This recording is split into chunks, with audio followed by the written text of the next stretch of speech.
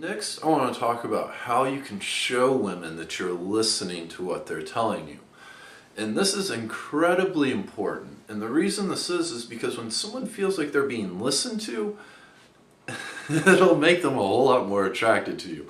Nobody wants to just have a conversation with someone when they know that other person isn't listening. So showing a woman that you're listening to her is very important. And there's some very easy and kind of key things to do to show to her and to prove to her that you are not only listening, but that you're interested in what she has to say. A very important thing is asking the follow-up questions, such as, what do you do for work? Do you like it? How long have you been doing it? How'd you get into it? The follow-up questions will definitely show that you're listening.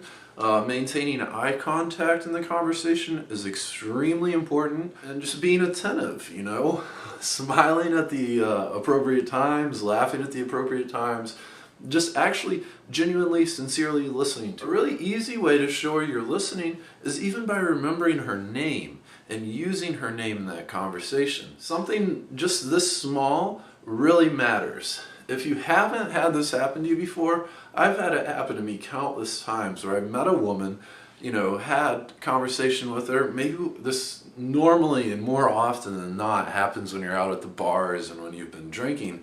But she'll turn to you and she'll be like, do you even remember what my name is?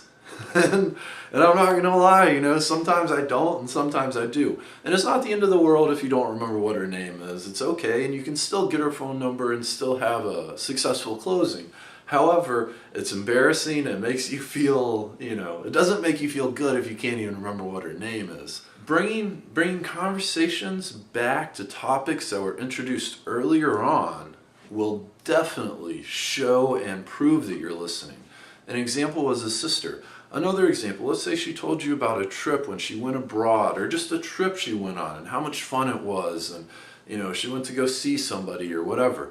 You can bring it back 5 minutes later and say, hey, you were telling me about that time you went abroad. Who'd you go abroad with? What'd you go abroad for? How long did you stay? Where did you see?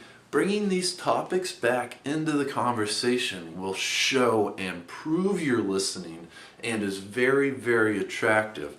Try and pay attention to things and things that you can bring back up later in the conversation. These will help, and these are good conversation topics, especially if it's something that she mentioned earlier. It really shows and proves that you were listening. Don't worry if you forget her name. It's okay. It's not the end of the world, especially if it's the first time you met her, the first conversation you've had with her. It's not a big deal if you have to ask her what her name is. If you go ahead and close it and you get her number, you can always just say, oh my God, I'm so embarrassed, but you've got to tell me your name again.